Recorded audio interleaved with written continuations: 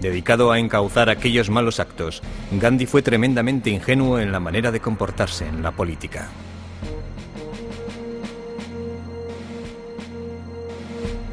Como abogado creía que si nosotros cambiábamos la ley, cambiábamos la conducta humana. De manera que desde 1893 a 1906 se ve en los tribunales obligado a hacer algo. Pero el problema es que los británicos eran mucho más arrogantes todavía. Y si él cambiaba una ley, otra la sustituía, de manera que la discriminación funcionaba de otra manera. Victimizado por los sudafricanos blancos, Gandhi tomó la resolución de actuar como una fuerza unificadora. Empezó a desarrollar las comunidades de gente de diferentes razas y religiones, todos juntos para vivir como iguales. Insistía en tratar a su propia familia, que pronto incluyó a 4 chicos jóvenes, no de diferente manera que a los demás.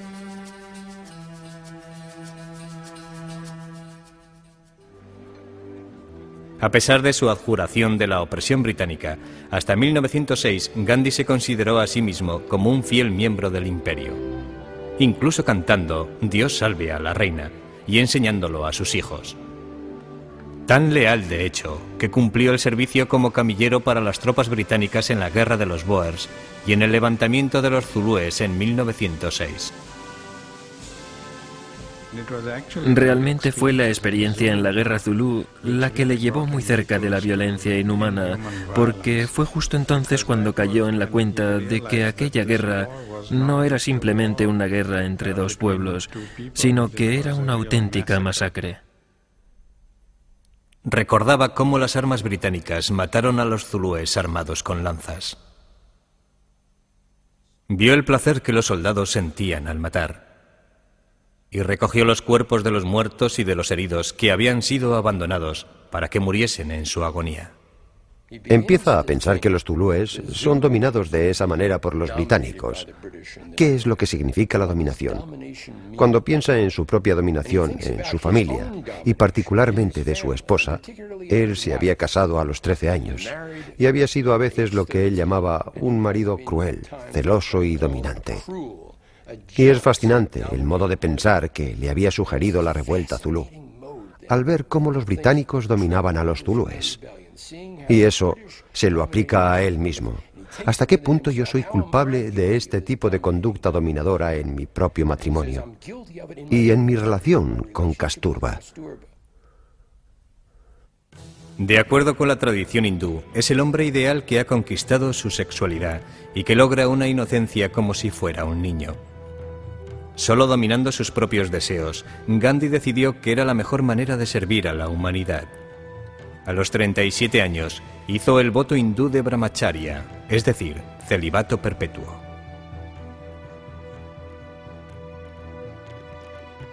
De esta manera, era totalmente puro.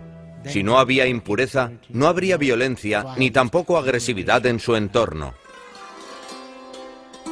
En 1906, inmediatamente a continuación, sufrió su transformación personal con una asombrosa perspicacia en la política. Se habían decretado nuevas leyes por las cuales todos los indios deberían quedar registrados y dejar sus huellas dactilares.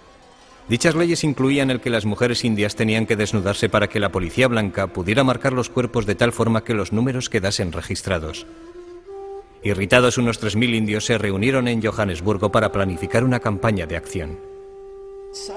De repente, al fondo de la sala, un mercader musulmán llamado Ajib Mujib se pone de pie y agitando su puño dice: «Por Dios, iré a la cárcel antes de obedecer esta ley».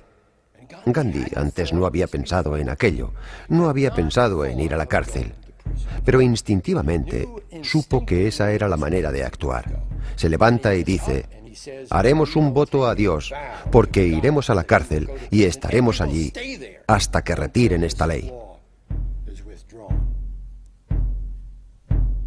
El discurso de Gandhi supuso un acto masivo de desobediencia civil, que no tenía precedentes en la historia. Siguiendo sus directrices, los que protestaban resistieron valientemente los golpes repetidos de la policía, aceptando su sufrimiento sin responder a las provocaciones.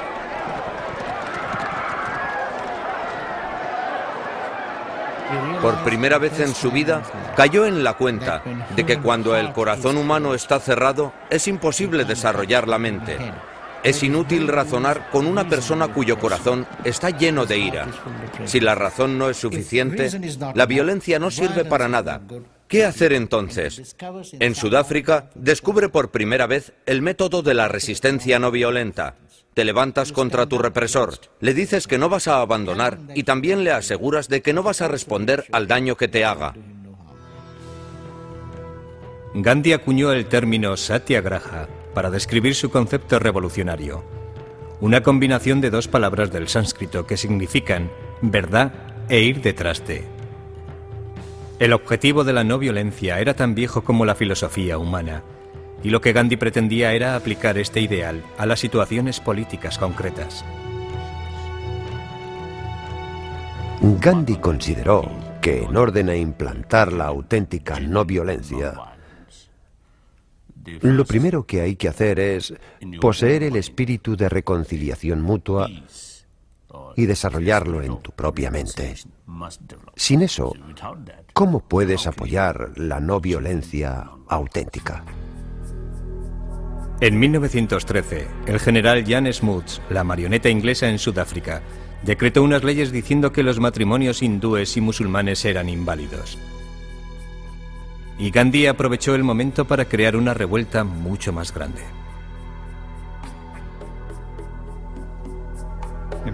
El abuelo, como de costumbre, llegó un día a casa y le dijo a la abuelita que ya no era su esposa, «Eres mi concubina».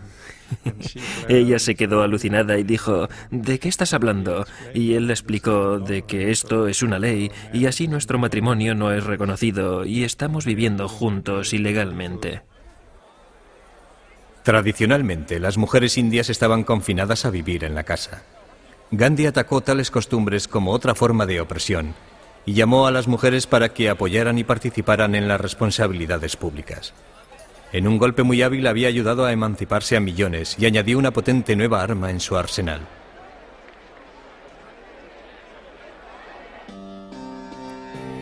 Las leyes referentes al matrimonio originaron una huelga nacional. 50.000 obreros se sumaron a la causa dejando sus trabajos. El general Smuts echó marcha atrás retirando las leyes que afectaban a los matrimonios. Gandhi había demostrado que la fuerza de voluntad podía vencer a la fuerza bruta. Y con ganas de retar a Inglaterra en su propio territorio, en 1915, a la edad de 45 años, volvió a una India que estaba sufriendo bajo el yugo del imperialismo. Durante 2 siglos, los británicos habían saqueado sistemáticamente los recursos naturales de la India. Privadas de materias primas, las industrias nativas se iban al traste. La India era el país más poblado, más grande y más provechoso de todo el imperio. Y cuando ellos llevaron a la India a postrarse en ese estado, cuando nosotros ni siquiera podíamos fabricar un imperdible, no teníamos la capacidad de hacer ni siquiera un imperdible. Eso fue a donde nos habían llevado tras años de explotación.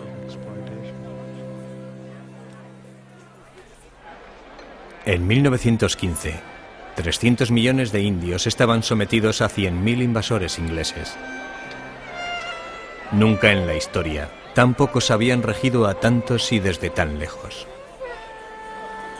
Desesperados, temiendo no recuperar nunca su libertad, los indios colaboraban en su propia esclavitud, dando soldados y policías para reforzar el poder de sus blancos amos. Gandhi retó a sus compatriotas a que resistieran, diciéndoles que aquellos que se comportaban como gusanos tenían que esperar que los pisotearan. Él dijo, ¿cuándo aprenderemos a rebelarnos contra nosotros mismos? Nos hemos convertido en personas tan dependientes que tenemos incluso que aprender a rebelarnos contra nosotros mismos. Tenemos que liberarnos de la dependencia.